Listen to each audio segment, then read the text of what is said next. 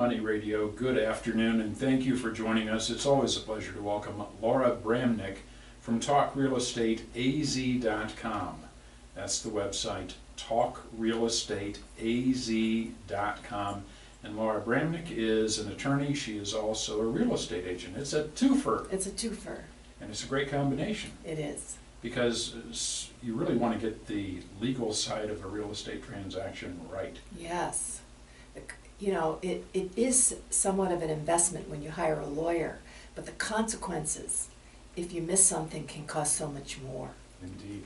And sometimes it doesn't cost more to have you as an attorney representing your clients as both a real estate agent and an attorney. That's correct. So find out more. Call Laura. 480-624-2705 is her phone number, and you do answer your own phone. I do. 480-624-2705. The contact information is at TalkRealEstateAZ.com, if that's easier to remember. TalkRealEstateAZ.com. And you're licensed through the State Bar of Arizona, have an Arizona real estate license. You've been doing this a long time. I've been doing it a while, that's for sure. Yeah. You've seen the downturn in the market. You were around when homes were being foreclosed on left and right. That's right. There was a huge wave, and I know you helped a lot of people out in those days. A lot of people probably think they've gone through a foreclosure and they think, well, that's it. That was 5, 6, 7 years ago, whenever it was. I'm in the clear. I'm in the clear. That's correct. That's a very common misconception. And then, poof, they get their wages garnished. That's what I'm hearing from several clients right now. But this is a non-recourse state. They're calling me in a panic because they say I had no notice, I don't understand why my lender's coming after me. And what I'm seeing is it's the second mortgage lenders, not the first. The first foreclosed, they take what they get unless they fall under a narrow exception. Right. And the second lenders have kind of been waiting in the wings. Waiting in the wings, but what is the statute of limitations? How long can... Well, the statute of limitations is 6 years, but it's 6 years from the date the last payment's due. That's right, we've talked about this. Yeah, so if... So if they don't advance the loan... Right, if they don't accelerate it, saying it's all due now, and let's say you foreclosed 7 years ago. So you think the statute of limitations, it protects you. Yeah, right. But maybe you had a 15 or 20 year loan. On a seconds, a lot of them aren't 30 years, some of them are less. And you took out the loan in 2000. You know, 6 years from 2020 is when your statute of limitations is up. Wow. So this is a big issue. And second lenders are very savvy. They know not to accelerate. They've just been waiting in the weeds. They've been waiting, and the other thing is the reason that a lot of people don't get notice is they've moved. Obviously, if they foreclose, they've moved out of that property, right. And they may have moved more than once, so they may not be getting mail anymore, because usually they just, you know, don't show up without sending you lots of letters. If you've changed your phone number, or you see that you may think that it's a solicitor, you don't answer the phone, and they usually don't leave a message. So now what happens is, if they're garnishing your wages, it means they've actually filed a lawsuit and they've gotten a default judgment against you. Well, that's not good then. No, and as a result of them not being able to find you, they usually are allowed to serve the lawsuit by publication, and there's no way you're going to see that. Yeah, you're just not going to notice it. Even if it was in a big newspaper, which it never is, you know, you don't read those notices generally. Right. The other thing is that sometimes they actually make service. A lot of people don't understand what a summons and complaint is, or they may have served somebody in your household, and that paperwork may not have been given to you.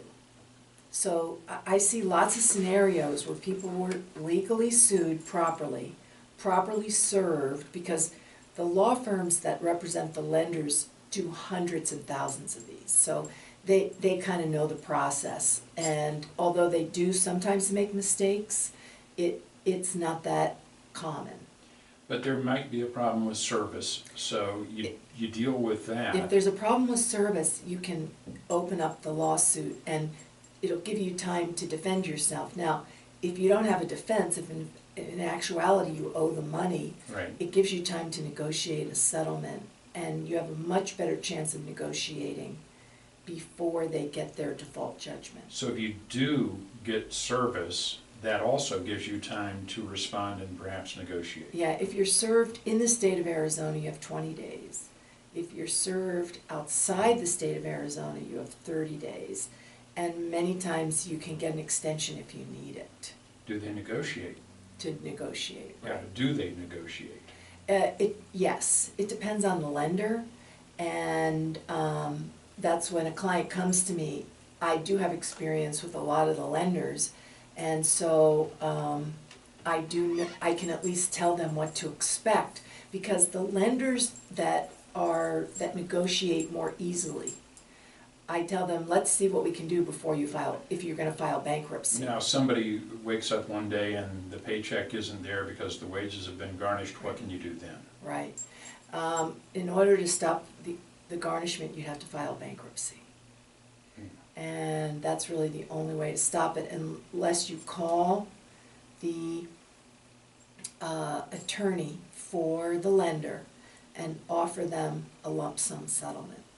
And they will still negotiate, because, garnishment is a little bit over time. But in Arizona, the garnishment can be up to 25% of your wages. Wow. After just the, normal taxes are taken out.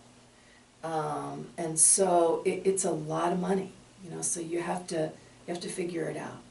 And what a lot of times, I do usually refer clients like this to a bankruptcy lawyer if they say, I don't have any money, I can't afford it. Right. Because a lot of times, the bankruptcy lawyer can work out a monthly payment plan with the lender's attorney, because the lender's attorney knows that this lawyer's a bankruptcy lawyer, and it's sometimes easier to work it out that way than in a bankruptcy. Right. Still a tricky situation for a lot of folks who thought they were in the clear, and certainly not the kind of situation where you just want to get blindsided with garnishment. You want to talk to an attorney who can help in this process, and that's what you do, Laura. Yeah, and you have to be careful. They can levy your bank accounts, not just a wage garnishment.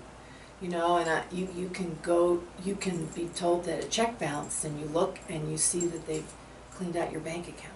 Because lenders have access to a lot of information, because they're the big banks and they have money to trace these things. Yes, they do. And when you fill out a loan application, you tell them a lot of personal information, especially your social security number. Yes, you do. Good information, Laura, and if this affects somebody listening, or you're afraid that it might affect you in the future, you want to be sure that you know how to get in touch with Laura. TalkRealEstateAZ.com is the website. Laura's phone, 480-624-2705, 480-624-2705, and the website, TalkRealEstateAZ.com. And one thing I'll add about Laura is you really do work for your clients as a true consumer advocate, and I think that's very important. Thank you, Sinclair. Thank you.